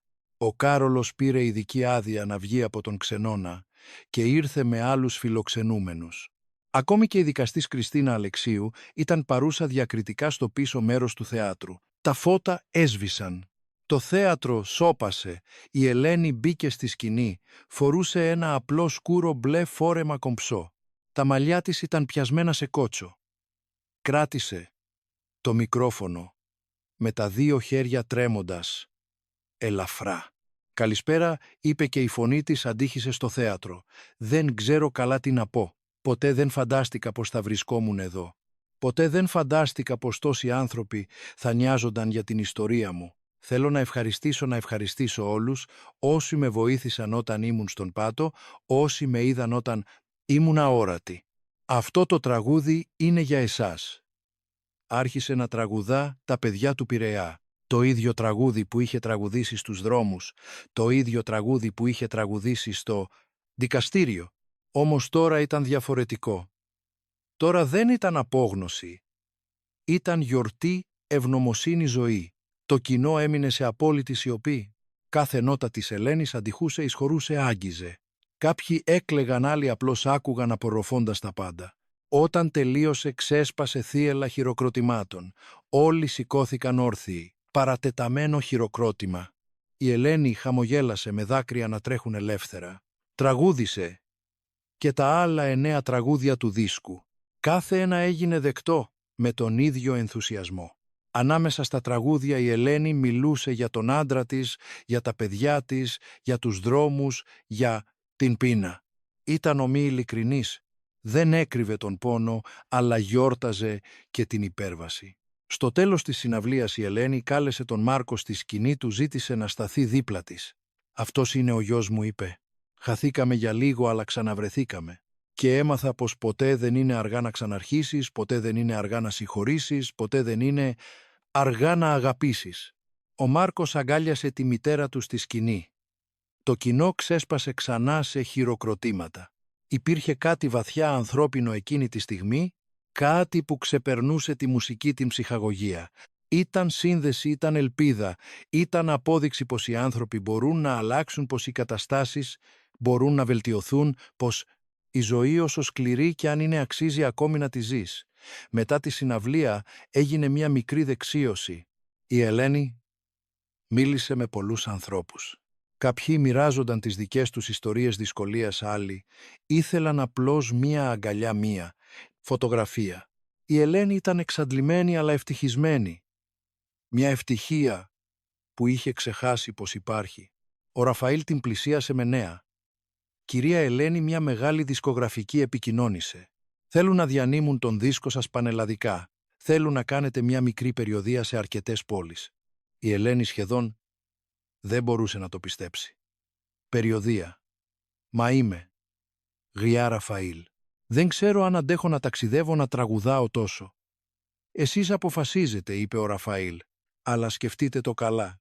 Η φωνή σας, η ιστορία σας μπορούν να φτάσουν σε πολλούς ανθρώπους, μπορούν να κάνουν διαφορά». Η Ελένη υποσχέθηκε να το σκεφτεί, αλλά βαθιά μέσα της ήξερε ήδη την απάντηση. Θα έκανε την περιοδεία όχι για τα χρήματα, όχι για τη φήμη, αλλά επειδή είχε ένα μήνυμα. Ένα μήνυμα πως είναι δυνατό να επιβιώσεις, πως είναι δυνατό να ξανασηκωθείς. Και αν η φωνή της μπορούσε να μεταφέρει αυτό το μήνυμα, θα τραγουδούσε ως την τελευταία της ανάσα. Οι επόμενοι μήνες ήταν έντονοι. Ο δίσκος της Ελένης κυκλοφόρησε στις ψηφιακές πλατφόρμες και σε φυσική μορφή. Πούλησε πέρα από κάθε προσδοκία. Δεν ήταν μόνο η μουσική, ήταν η ιστορία πίσω από αυτή. Οι άνθρωποι ήθελαν να είναι μέρος της, ήθελαν να στηρίξουν, ήθελαν να πιστέψουν πως τα χαρούμενα τέλη είναι δυνατά. Η περιοδεία οργανώθηκε. 10 πόλεις σε 3 μήνες. Αθήνα, Θεσσαλονίκη, Πάτρα, Ηράκλειο, Λάρισα, Βόλος, Ιωάννινα, Καλαμάτα, Χανιά και Αλεξανδρούπολη. Μικρές ζεστές συναυλίες. Η Ελένη δεν ήθελε μεγάλες παραγωγές, ήθελε εγκύτητα, ήθελε να βλέπει τα πρόσωπα των ανθρώπων. Ο Μάρκος αποφάσισε να συνοδεύσει τη μητέρα του. Πήρε άδεια από το σχολείο όπου δούλευε. Οι Ιουλιανοί και τα παιδιά θα έμεναν στην επαρχία, αλλά εκείνος θα ήταν το στήριγμα της Ελένης στο ασφαλές της λιμάνι. Και ο Ραφαήλ συμμετείχε στην περιοδεία φροντίζοντας τα νομικά και διοικητικά θέματα. Η πρώτη συναυλία εκτός Αθήνας ήταν στη Θεσσαλονίκη. Η Ελένη μαγεύτηκε από την πόλη. Είχε πάει παλιά, αλλά ποτέ έτσι. Η θάλασσα στον Θερμαϊκό, ο αέρας, η διαφορετική προφορά των ανθρώπων, όλα ήταν καινούρια, όλα συγκινητικά. Ένιωσε ξανά νέα, γεμάτη δυνατότητες. Η συναυλία στη Θεσσαλονίκη έγινε σε ένα μικρό θέατρο κοντά στη Ρωτόντα Κατάμεστο. Η υποδοχή ήταν θερμή, τρυφερή. Οι Θεσσαλονικείς τραγούδησαν, μαζί της φώναξαν, χειροκρότησαν, έκλαψαν. Μετά τη συναυλία μια κυρία 80 ετών την πλησίασε. «Μου δώσατε ελπίδα», είπε κρατώντας τα χέρια της Ελένης. «Σκεφτόμουν να τα παρατήσω, αλλά αν τα καταφέρατε εσείς, θα τα καταφέρω κι εγώ». Αυτές οι συζητήσεις επαναλήφθηκαν σε κάθε πόλη. Άνθρωποι μοιράζονταν πόνους, ελπίδες, όνειρα. Η Ελένη άκουγε κάθε ιστορία με προσοχή, με σεβασμό. Καταλάβαινε είχε βρεθεί εκεί. Και με κάποιον τρόπο η παρουσία της, η επιβίωσή της έδιναν δύναμη στους άλλους. Στο Ηράκλειο η Ελένη γνώρισε μια οργάνωση που βοηθούσε ανθρώπους σε κατάσταση αστεγίας. Αποφάσισε να κάνει φιλανθρωπική συναυλία. Όλα τα έσοδα θα πήγαιναν στην οργάνωση. Πάνω από 300 άνθρωποι ήρθαν ανάμεσά τους, πολλοί που ζούσαν στους δρόμους. Η Ελένη τραγούδισε για αυτούς όπως είχε τραγουδήσει κάποτε για τον εαυτό της Με απόγνωση, με ελπίδα, με αλήθεια. Μετά τη συναυλία μίλησε πολλή ώρα με ανθρώπους που ζούσαν στον δρόμο. Άκουσε ιστορίες που καθρέφτιζαν τη δική της ανεργία, αρρώστια, οικογενειακή εγκατάλειψη, γραφειοκρατικά λάθη. Οι δρόμοι προς την αστεγία ήταν πολλοί και η έξοδος πάντα δύσκολη, γεμάτη εμπόδια. «Μην τα παρατάτε», είπε η Ελένη. «Ξέρω πως είναι δύσκολο, ξέρω πως μοιάζει αδύνατο, αλλά αξίζεται αξιοπρέπεια, αξίζεται να σας δουν. Και εγώ θα συνεχίσω να μιλάω για εσάς, θα συνεχίσω να δείχνω πως είμαστε άνθρωποι, πως μετράμε». Η περιοδεία συνεχίστηκε. Σε κάθε πόλη η Ελένη άφηνε το αποτύπωμά της, όχι μόνο με τη μουσική, αλλά με την παρουσία της, με την ιστορία της, με την ανθρωπιά της. Έγινε κάτι περισσότερο από τραγουδίστρια. Έγινε σύμβολο αντίστασης, επανεκκίνησης, ελπίδας. Όμως η περιοδεία ήταν και κουραστική. Η Ελένη δεν ήταν πια νέα. Τα ταξίδια, οι συναυλίες, οι συνεντεύξεις, όλα είχαν κόστος. Υπήρξαν νύχτες που σχεδόν λιποθύμησε από εξάντληση, νύχτες που αναρωτήθηκε αν άξιζε. «Μπορούμε να ακυρώσουμε τα υπόλοιπα», πρότεινε ανήσυχος ο Μάρκος. «Έκανες ήδη αρκετά». Αλλά η Ελένη αρνήθηκε. Υποσχέθηκα στον εαυτό μου πως αν είχα την ευκαιρία θα έκανα διαφορά. Και αυτή είναι η ευκαιρία μου. Θα πάω ως το τέλος». Και πήγε συναυλία μετά τη συναυλία, πόλη μετά την πόλη, τραγουδώντας, με την ψυχή της αγγίζοντας, καρδιές αλλάζοντας ζωές, μαζί και τη δική της. Όταν η περιοδεία τελείωσε, η Ελένη γύρισε στην Αθήνα εξαντλημένη αλλά πλήρης. Είχε φτάσει σε χιλιάδες ανθρώπους, είχε συγκεντρώσει χρήματα για κοινωνικές οργανώσεις, είχε δώσει φωνή στους αόρατους, είχε κρατήσει την υπόσχεσή της. Πίσω στο διαμέρισμά της στο κουκάκι η Ελένη χρειάστηκε χρόνο για να συνέλθει. Οι μήνες της περιοδείας ήταν έντονοι, ήταν κουρασμένοι, αλλά ήταν καλό είδος κούρασης. Κούραση ανθρώπου που έζησε, που έπραξε, που μέτρησε. Ο Μάρκος γύρισε στην επαρχία, στην οικογένειά του, αλλά τώρα υπήρχε ρουτίνα. Της τηλεφωνούσε κάθε μέρα, την επισκεπτόταν τουλάχιστον μία φορά τον μήνα. Η σχέση τους είχε δυναμώσει. Οι πληγές του παρελθόντος δεν είχαν κλείσει εντελώς, ίσως να μην έκλειναν ποτέ, αλλά υπήρχε αγάπη, υπήρχε προσπάθεια και αυτό αρκούσε. Η Ελένη έλαβε νέα και από τα άλλα παιδιά της. Ο Ροβέρτος που ζούσε στην Πορτογαλία έστειλε μήνυμα. Ζητούσε συγγνώμη για την απομάκρυνση. Έλεγε πως ντρεπόταν, πως έπρεπε να ήταν παρόν. Δεν μπορούσε να γυρίσει στην Ελλάδα εκείνη τη στιγμή, αλλά ήθελε να ξαναχτίσουν επαφή. Η Ελένη δέχτηκε. Μίλησαν με βιντεοκλήση. Ήταν παράξενο στην αρχή, αλλά σιγά σιγά η συζήτηση κύλησε. Άρχισαν να μιλούν κάθε εβδομάδα. Η κόρη της, η Καλλιόπη, ήταν πιο δύσκολη. Κρατούσε ακόμη πίκρα από τον παλιό οικογενειακό καυγά, δεν απαντούσε στις προσπάθειες της Ελένης να επικοινωνήσει. Αλλά η Ελένη δεν τα παράτησε. Συνέχισε να στέλνει μηνύματα λέγοντας πως την αγαπά, πως τη συγχωρεί, πως η πόρτα ήταν πάντα ανοιχτή. Περίμενε πως μια μέρα η Καλλιόπη θα απαντούσε, αλλά αν δεν απαντούσε θα ήταν εντάξει. Η Ελένη είχε μάθει πως δεν μπορούσε να ελέγξει τους ανθρώπους, μπορούσε μόνο να προσφέρει αγάπη και να περιμένει. Η ζωή της Ελένης απέκτησε νέα ρουτίνα. Ξυπνούσε νωρίς, έκανε τους περιπάτους της, στη γειτονιά γνώρισε την κυρά Μαρία, μια γειτόνισσα. Στην ηλικία της. Έπιναν καφέ μαζί, μιλούσαν για καθημερινά πράγματα. Η Ελένη αγαπούσε αυτή την απλότητα, αυτή την κανονικότητα που τόσο είχε επιθυμήσει. Συνέχισε επίσης να επισκέπτεται τον Ξενώνα. Ο Κάρολος τελικά πήρε το επίδομα αναπηρίας. Έφυγε από τον Ξενώνα και νίκιασε ένα δωμάτιο σε μία μικρή πανσιόν. Η Ελένη τον βοήθησε με τα πρώτα ενίκια. Κράτησαν τη φιλία τους. Μερικές φορές διπνούσαν μαζί, αντάλλασαν ιστορίες, γελούσαν, έκλαιγαν, ζούσαν. Μία μέρα η Ελένη έλαβε επιστολή. Ήταν από το Υπουργείο Πολιτισμού. Ήθελαν να τη βραβεύσουν για την καλλιτεχνική και κοινωνική της προσφορά. Θα γινόταν τελετή στην Αθήνα. Η Ελένη έμεινε άφωνη. Ένα βραβείο για εκείνη τη χήρα που τραγούδισε για φαγητό στους δρόμους. Η τελετή ήταν όμορφη. Η Ελένη φόρεσε φόρεμα που τη βοήθησε να διαλέξει η Ιουλιανή. Ανέβηκε στη σκηνή, παρέλαβε το βραβείο από τα χέρια της Υπουργού, έκανε ομιλία, μίλησε για τους αόρατους, για τις χιλιάδες.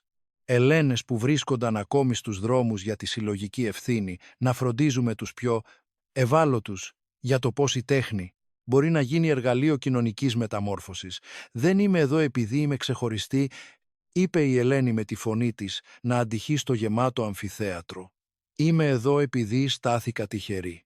Τυχερή που με είδαν, τυχερή που δέχτηκα βοήθεια, τυχερή που υπήρξαν άνθρωποι που δεν με εγκατέλειψαν. Αλλά υπάρχουν χιλιάδες έξω που δεν έχουν αυτή την τύχη, που πεθαίνουν αόρατοι, που ποτέ δεν θα ακουστεί η ιστορία τους. Αυτό το βραβείο δεν είναι δικό μου. Είναι δικό τους όλων όσοι ακόμη παλεύουν, όλων όσοι ακόμη αντιστέκονται». Το κοινό σηκώθηκε όρθιο με παρατεταμένα χειροκροτήματα. Η Ελένη κράτησε το βραβείο στο στήθος της και έκλαψε. Έκλαψε για όλα όσα πέρασε. Έκλαψε για όλους όσοι τα περνούσαν ακόμη. Έκλαψε από ευγνωμοσύνη και πόνο μαζί.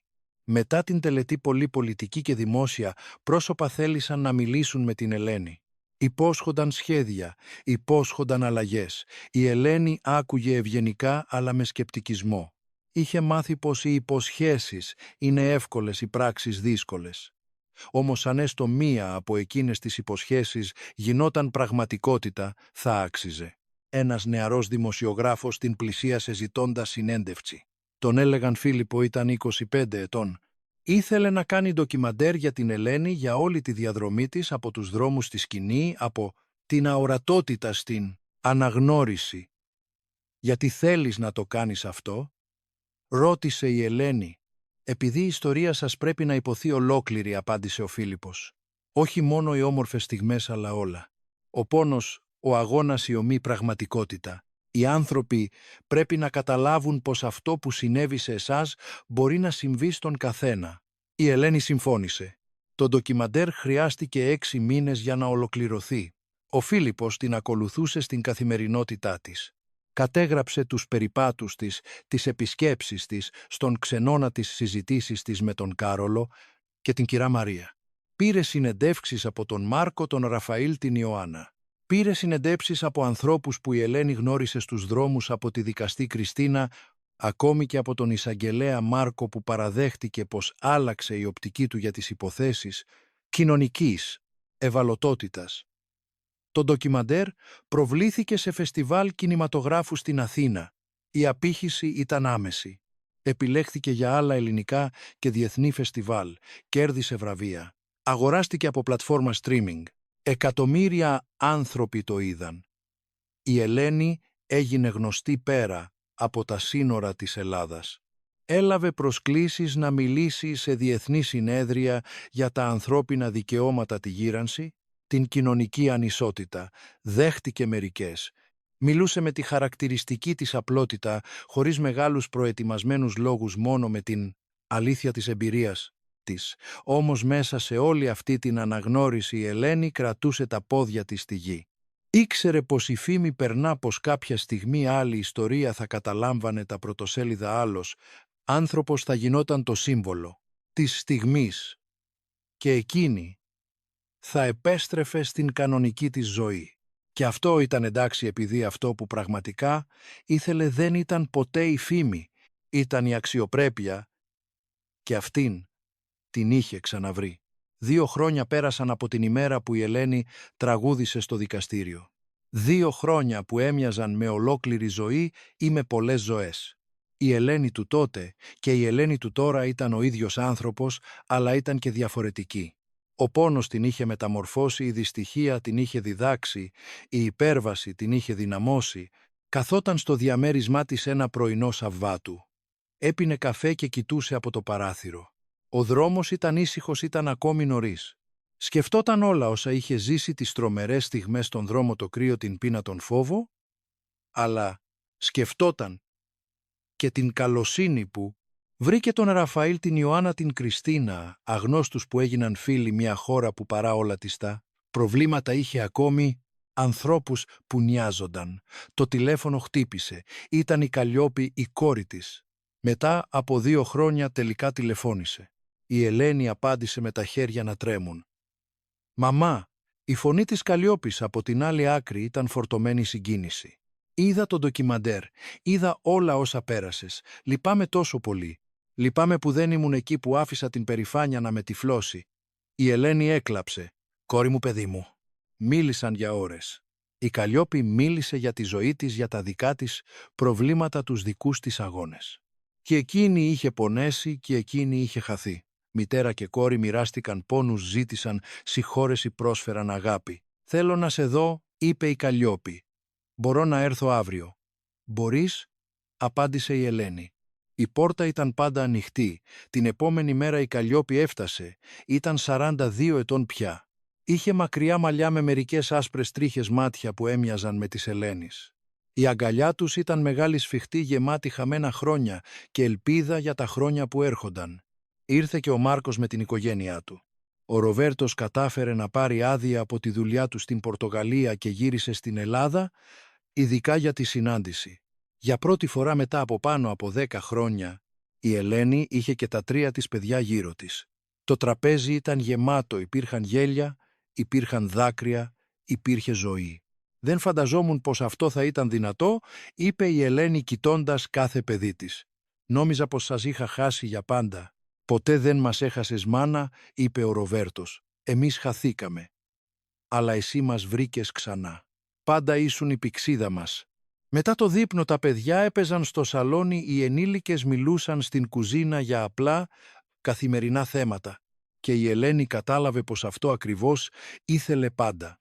Όχι μεγάλες στιγμές, αλλά μικρές ρουτίνες, οικογένεια, μαζεμένη αγάπη παρούσα. Η Ελένη συνέχισε να τραγουδά. Κυκλοφόρησε δεύτερο δίσκο, έκανε περιστασιακές εμφανίσεις, αλλά η ζωή της δεν περιστρεφόταν πια γύρω από αυτό. Περιστρεφόταν γύρω από τα μικρά πράγματα, τους περιπάτους με την κυρά Μαρία, τα γεύματα με τον Κάρολο, τις επισκέψεις των εγγονιών, τις βιντεοκλήσεις με τον Ροβέρτο, τα Σαββατοκύριακα με τον Μάρκο, τα τηλεφωνήματα με την Καλλιόπη. Έγινε επίσης εθελόντρια. Δούλευε με μια ΜΠΕΚΟ που βοηθούσε ανθρώπους σε κατάσταση αστεγίας. Χρησιμοποιούσε την εμπειρία της, την ιστορία της, για να στηρίζει, να καθοδηγεί, να δίνει ελπίδα. Κάθε άνθρωπος που βοηθούσε ήταν ένα κομμάτι του εαυτού της που θεραπευόταν. Ήταν ένας τρόπος να ευχαριστήσει για όλα όσα είχε λάβει. Ένα απόγευμα η Ελένη επέστρεψε στην Ομόνια, στο μέρος όπου είχε κοιμηθεί τόσες νύχτες. Περπάτησε αργά παρατηρώντας. Υπήρχαν άνθρωποι εκεί, άνθρωποι όπως ήταν κάποτε εκείνη, αόρατοι για τους περισσότερους. Αλλά όχι για εκείνη. Η Ελένη δεν θα μπορούσε ποτέ ξανά να περάσει δίπλα από άνθρωπο στον δρόμο χωρίς να τον δει, χωρίς να τον δει αληθινά. Πλησίασε μια ηλικιωμένη γυναίκα που κοιμόταν σε ένα παγκάκι. Ήταν περίπου στην ηλικία της. Η Ελένη κάθισε δίπλα της. Δεν είπε τίποτα στην αρχή, απλώς έμεινε εκεί. Μετά της πρόσφερε ένα σάντουιτς που είχε φέρει. Η γυναίκα το δέχτηκε καχύποπτα. «Έχω βρεθεί στη θέση σου», είπε απαλά η Ελένη. «Ξέρω πώς είναι. Ξέρω πώς πονά. Αλλά υπάρχει έξοδος, υπάρχει βοήθεια. Πρέπει μόνο να δεχτείς». Η γυναίκα κοίταξε την Ελένη με δάκρυα στα μάτια. «Κανείς δεν με βλέπει», ψιθύρισε. «Είμαι αόρατη». «Εγώ σε βλέπω», απάντησε η Ελένη, «και θα σε βοηθήσω, το υπόσχομαι». Και τη βοήθησε. Την οδήγησε στην ίδια ΜΠΕΚΟ όπου εργαζόταν. Παρακολούθησε την υπόθεση, της έκανε για εκείνη όσα είχαν κάνει άλλοι για την Ελένη. Ο κύκλος της αλληλεγγύης συνέχιζε, ο ένας να βοηθά τον άλλον, ο ένας να βλέπει τον άλλον, ο ένας να αναγνωρίζει την ανθρωπιά του άλλου. Η Ελένη ήταν πια 75 ετών. Το σώμα της ήταν πιο εύθραυστο. Υπήρχαν δύσκολες μέρες, πόνοι που φέρνει η ηλικία, αλλά ήταν σε ειρήνη. Είχε στέγη, είχε φαγητό, είχε αγάπη, είχε σκοπό, είχε αξιοπρέπεια. Ένα βράδυ, καθισμένη στο μικρό της μπαλκόνι κοιτώντας τα αστέρια, η Ελένη σκέφτηκε τα πάντα. Αν κάποιος της έλεγε χρόνια πριν πως θα περνούσε όλα αυτά, πως θα έχανε τα πάντα, πως θα κοιμόταν στους δρόμους, αλλά πως στο τέλος θα έβρισκε ειρήνη και νόημα, δεν θα το πίστευε. Η ζωή ήταν απρόβλεπτη, σκληρή μερικές φορές, αλλά πρόσφερε και δεύτερες ευκαιρίες πρόσφερε. Λύτρωση. Η Ελένη πήρε την παλιά της κιθάρα, την ίδια που κατάφερε να πάρει πίσω από ενεχειροδανιστήριο με τη βοήθεια του Ραφαήλ. Την κούρδισε αργά και άρχισε να παίζει. Τραγούδισε χαμηλόφωνα μόνο για τον εαυτό της. Τραγούδισε «Τα παιδιά του Πειραιά», Αλλά τώρα δεν ήταν τραγούδι πόνου. Ήταν τραγούδι ευγνωμοσύνης, τραγούδι επιβίωσης, τραγούδι ζωής. Το βραδινό αεράκι έφερε δροσιά. Η Ελένη έκλεισε τα μάτια και χαμογέλασε. Αύριο θα ήταν μια καινούρια μέρα. Θα υπήρχαν δυσκολίες, φυσικά πάντα υπάρχουν. Αλλά θα υπήρχε και αγάπη, σκοπός, ελπίδα. Και αυτό είχε μάθει η Ελένη ήταν αρκετό. Ήταν περισσότερο από αρκετό. Ήταν τα πάντα. Και εσύ. Αν άγγιξε με κάποιον τρόπο την καρδιά σου, άφησε το σχόλιο σου από κάτω και γράψε τι ένιωσες. Κάνε εγγραφή στο κανάλι για να μην χάσεις άλλες αληθινές ιστορίες που πρέπει να υποθούν. Και να θυμάσαι ποτέ μη γυρίζεις το πρόσωπο αλλού όταν κάποιος χρειάζεται βοήθεια. Μερικές φορές μια απλή χειρονομία μπορεί να σώσει μια ζωή, μπορεί να μετατρέψει τον πόνο σε ελπίδα. Μπορεί να κάνει κάποιον να νιώσει ξανά άνθρωπος. Σε ευχαριστούμε που ήσουν εδώ μαζί μας. Μέχρι την επόμενη φορά.